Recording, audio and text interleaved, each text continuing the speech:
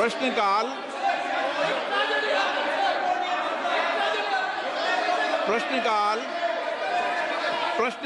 सबसे महत्वपूर्ण समय होता है, माननीय सदस्यों का समय होता है और बहुत प्रयास करने के बाद माननीय सदस्यों का प्रश्न आता है, सरकार की जवाबदेही भी तय होती है। इस महत्वपूर्ण विषय पर कई बार चर्चा हो चुकी है और मैं आपसे कई बार आग्रह कर चुका हूं, माननीय सदस्यगण कम से कम एक व्यवस्था बना लें, एक व्यवस्था बना लें कि प्रश्नकाल के अंदर कभी भी विषय को नहीं उठाने दिया जाएगा।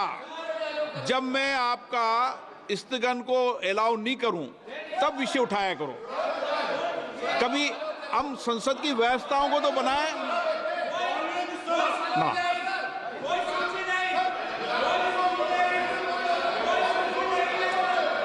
आप सदन नहीं चलाना चाहते, चर्चा नहीं करना चाहते, माननीय सदस्य। So thank you, Speaker sir. Question number 1 पूछा है सर, मैं supplementary का. While the National Culture Fund has successfully facilitated the restoration of numerous historic monuments across the country, I would like to bring attention to Gutti Fort, located in my constituency of Anantapur, sir. This majestic fort, the largest in the state, has witnessed the rise and fall of empires from the Chalukyas to the Vijayanagar Empire, the Mughals and the Marathas, sir, and even the British. Strategically located near NS 44, NS 67 and the Gutti railway station junction, sir. It holds immense potential to become a key tourism hub. However, the fort is currently in a state of neglect. A proposal of 60 crore for its restoration has already been submitted under the NCF ethics remaining pending, sir. I would like to ask the Honorable Minister if the government will take up this project at the earliest and expedite its approval to ensure the timely restoration of Gutti Fort, sir. Thank you, sir. माननीय मंत्री जी। माननीय अध्यक्ष महोदय, under the provisions of National Culture Fund, the financial arrangements are being done by the donations what we receive or the money what we receive as a contribution from the companies and PSUs through CSR. So primarily and predominantly, the funding agency, they take a call and give us the priority. We have already enlisted 150 projects on the website of NCF. The said project which Honorable MP wished to ask is also part of that. It has been depicted on the website. Whenever adequate funding will be agreed by any of the PSU or any of the company who is giving CSR and on the priority, we'll certainly consider this. So thank you, Honorable Minister, sir. However, I would like to bring to your attention that the issue extends beyond Gutti Fort alone, sir.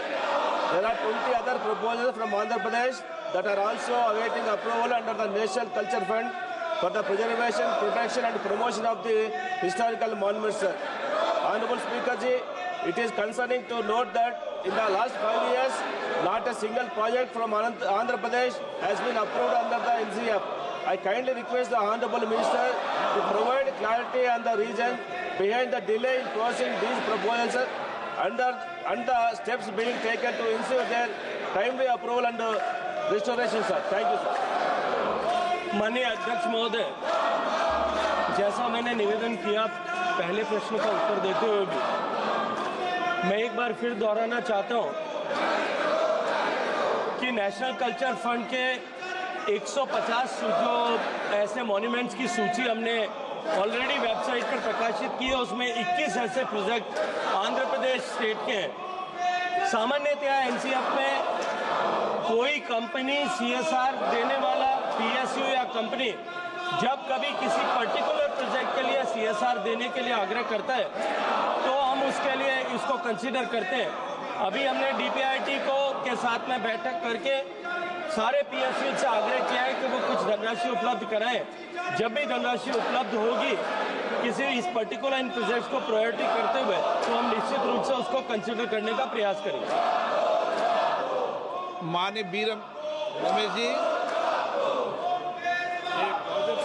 Owners Fund has proposed for water chutney and strengthening of Buddhist rock cut, stirrups and repairs of caves, and their use of structural charya with 3 crore cost estimate.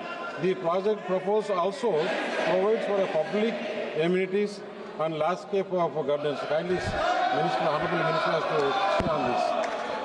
फिर मैं वही निवेदन करूंगा कि हमने उसको सूचीबद्ध किया है, उस पर धनराशि उपलब्ध होने पर निश्चित रूप से उस पर कार्रवाई की जा सकती है। किरण रिजिजू जी, आप संसदीय कार्य मंत्री जी। सर, आज उम्मीद किया था कि अच्छा से पार्लियामेंट का क्वेश्चन आवर चलेगा। माननीय अध्यक्ष जी, आपने बार बार अनुरोध किया है, बार बार आग्रह किया है हमारे विपक्ष के साथियों को कि प्रश्नकाल को डिस्टर्ब ना करें, और ये प्रश्नकाल मेंबर का होता है, सरकार को सवाल पूछना होता है। आप लोग सरकार को सवाल नहीं पूछ के सदन को इस तरह डिस्टर्ब करना ये अच्छी बात नहीं है। अब जनता आपको सवाल पूछेगा कि आप सदन में क्यों आए हैं।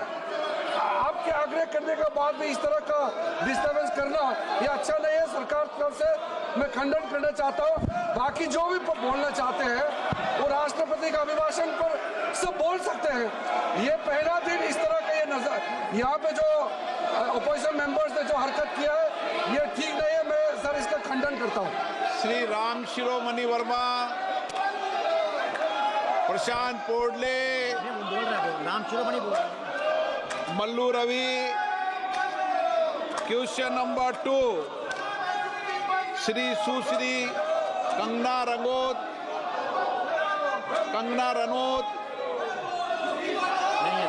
सुरेश कुमार कश्यप। अध्यक्ष महोदय, प्रश्न संख्या 2।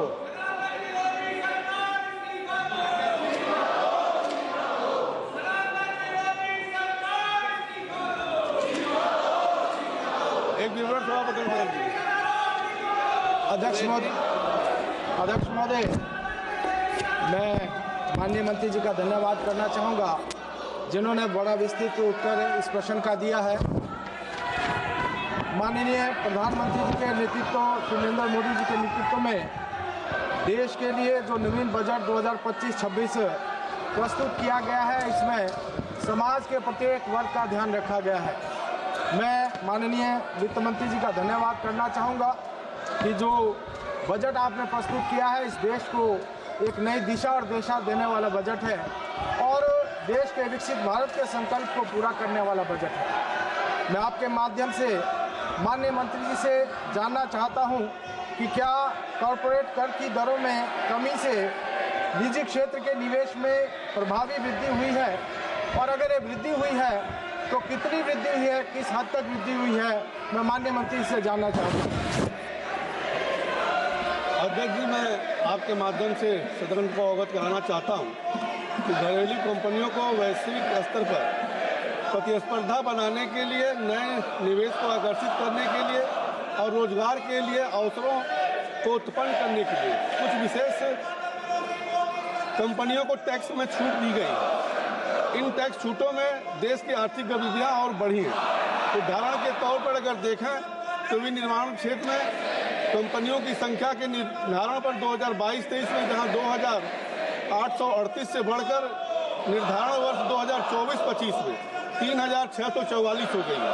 साथ में स्टार्टअप की संख्या में भी लगातार बढ़ोतरी हो रही है और टैक्स पेयर की संख्या भी लगातार बढ़ रही है और टैक्स कलेक्शन भी लगातार बढ़ रहा है।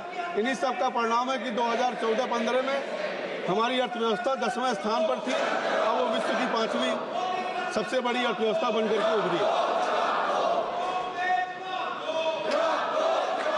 Honourable member Shri N K. Premachandran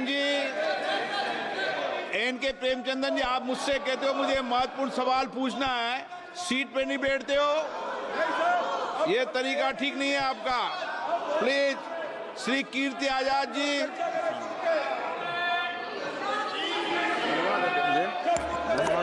बहुत ही महत्वपूर्ण प्रश्न है।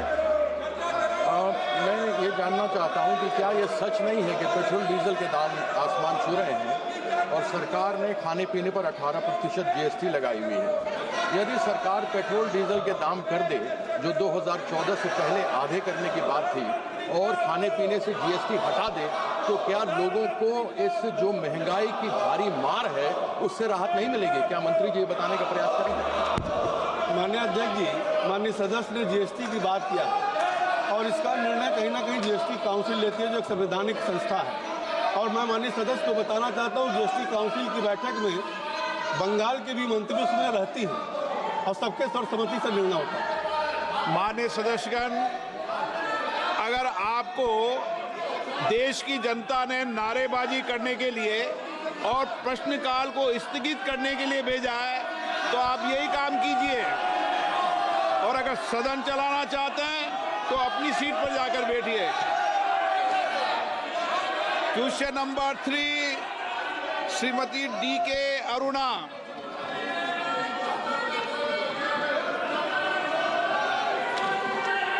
Question number